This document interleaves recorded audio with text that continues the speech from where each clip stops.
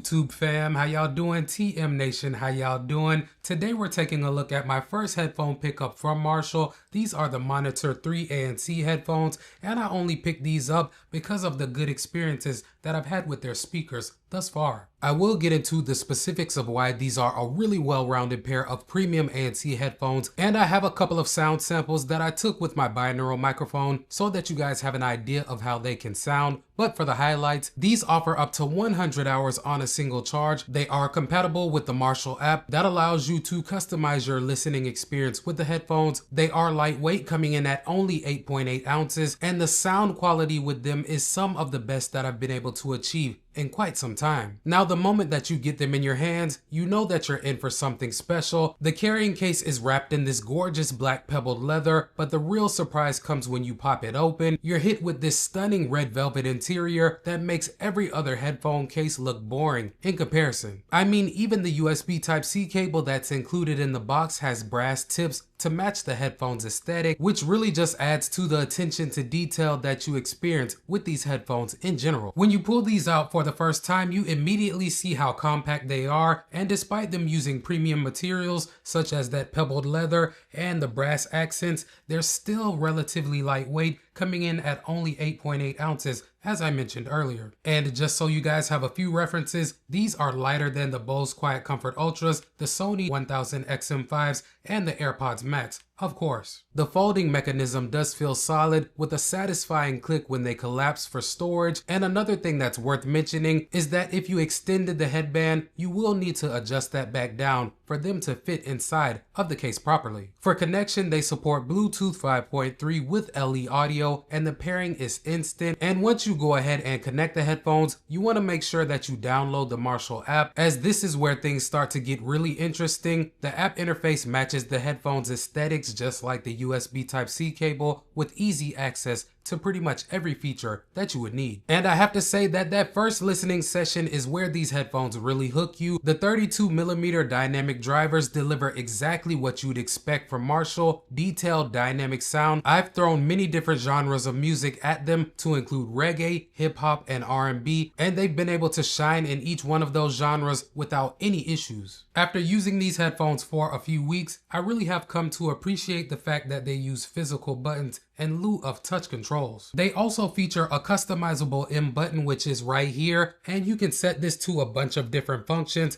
I have mine to switch my different EQ settings, but you can also set it to activate Spotify, activate the soundstage feature, or call up your voice assistant. It's really like having a free command center button that you can do anything with, which is always nice to have, in my opinion. The main control is this clever brass multifunction joystick that handles everything from your volume to track selection, similar to what you'll get on some of Marshall's speakers. So far, I've been able to get the headphones to execute exactly what function I was looking for without any accidental track skips, no frustrating swipes, or any of the other inaccuracies that can be associated with touch controls. With these, my experience has been reliable, so I have no complaints whatsoever in terms of the controls. Now, moving on and taking a closer look at the app, the main screen shows you your battery life, which, spoiler alert, you won't need to check that often, because like I said earlier, you can get up to 100 hours of use on a single charge with these headphones, and that number is going to be achieved without using ANC. But if you do choose to use ANC on pretty much the whole time, you'll still get up to 70 hours, which is still more than double the battery life that you'll get with a lot of the other premium headphones at this price point. The EQ section inside of the app offers you several presets, starting with that signature Marshall sound that I think is more geared towards that live band feel, and highlighting the tones that you'll get with an acoustic guitar, for example. But they've also gone beyond the basic presets. You do also get a bass boost option that is not just cranking up the low end, it's also tastefully tuned to add punch to the overall sound signature without overpowering or muddying the mids. And you also do get the ability to create your own EQs. I've created several for different scenarios, and probably my favorite is gonna be the leisure listening EQ that I created, which does have the highs and the bass bumped up slightly, but I did also increase the mids too, so that they don't take a back seat to the other frequencies, for a really well-rounded and buttery smooth sound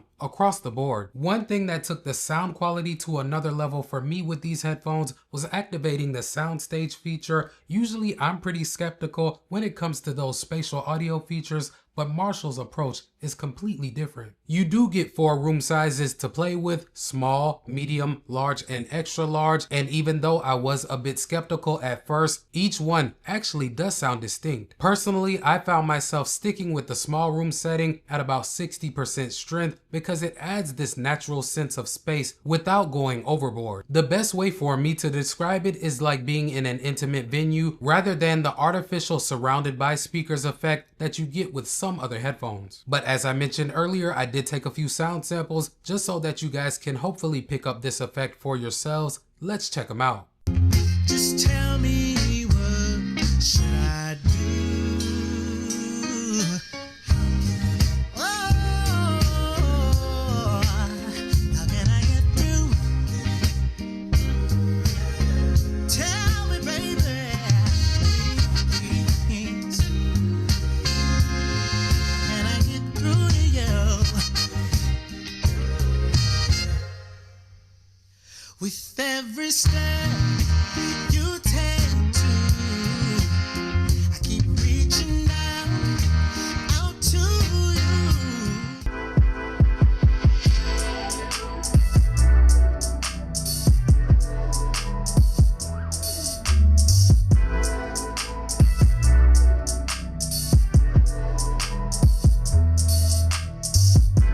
You know I got it. I pull up, I come round, make my rounds, it's my town. You know I got it. Hey, when I'm round, they now. What's up now? This touchdown like, hey, Nick through city, he hated them niggas, so show me no love. Hey, it is what it is, cause I'm brushing my shoulders, walk off with the shrug. Hey, this shit is a dub. Hey, this shit is a dubsy. Hey, why am I all in my feelings when I got these people that love me? Hey, I cannot feel none you niggas, I only feel one that's above me. For the ANC performance, I do like the fact that you can customize your level inside of the app. I typically keep mine at about 80% of the max just because I do like to maintain a level of environmental awareness in most cases. When I have it set to 100%, they do a surprisingly good job at reducing those low-end rumbles and buzzing type tones to levels where they are barely audible. They also do a respectable job at reducing dialogue because when I used these outside on my walk, I could barely hear people talk as they walked by me, as long as it was in a conversational tone and they weren't screaming, yelling, or anything of that nature. When somebody needs to speak with me, a quick tap on the ANC button will go ahead and put these in transparency mode, and unlike a lot of other headphones that have this feature, the transparency with these does not sound robotic or overly processed. It really does sound pretty natural, and like you can do with the ANC, you can also adjust the transparency level too. I found that leaving it at about 3/4 of the way gives me the perfect level of awareness without being overwhelming. Now here's one area where these headphones really surprised me, and that's going to be in the call quality. I have taken several calls with them both indoors and outdoors,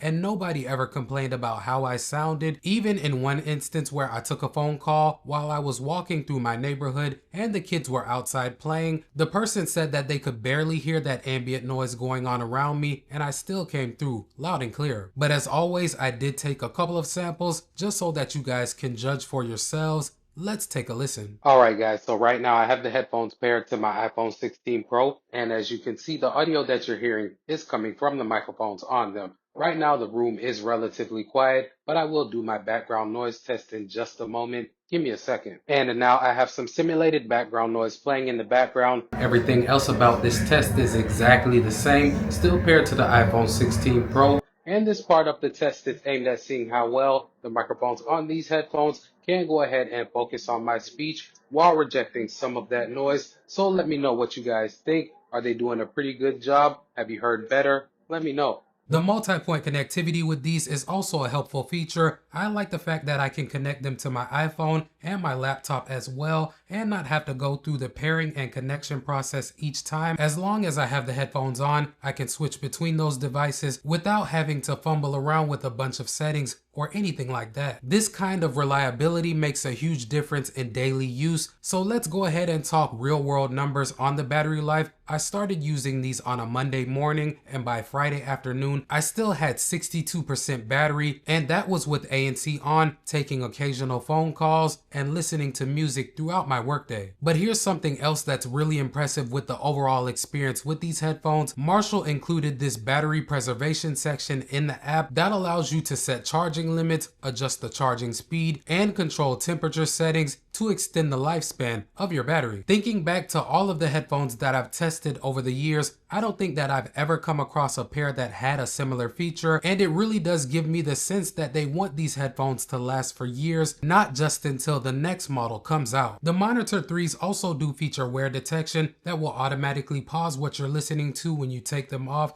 and then resume it when you put them back on. I will say that it's not the fastest that I've tested, but it does work reliably, responding in about 2 to 3 seconds. But if you'd rather not have this feature enabled, you can disable it inside of the app, which is nice. At $350, the Monitor 3s are in direct comparison to the Bose Quiet Comfort Ultras and the Sony 1000 XM5s, but if you want the best ANC performance, I am going to say that the QC Ultras do perform better. The Monitor 3s do a respectable job of reducing normal sounds around my home, such as HVAC systems and those low humming, buzzing type tones, such as a shower running, but they don't do the best job with medium to higher levels of dialogue, whereas the Quiet Comfort Ultras are pretty much the gold standard. These have handled everything that I've thrown at them really well. So considering everything, fam, after a month of daily use, these have earned their place as my go-to headphones. They nail the basics really well, great sound quality, solid ANC performance, and provide excellent call quality while adding their own unique flavor and styling, along with all of the other convenient features that they bring to the table. I almost forgot to mention that the battery life is class leading, the build quality is exceptional, and to me, they're just plain cool to look at. My go-to headphones for travel have been the Bose Quiet Comfort Ultras because, like I said, the ANC is class leading, the sound quality is great, and the battery life is respectable. And I have to say that these were $429 when I bought them,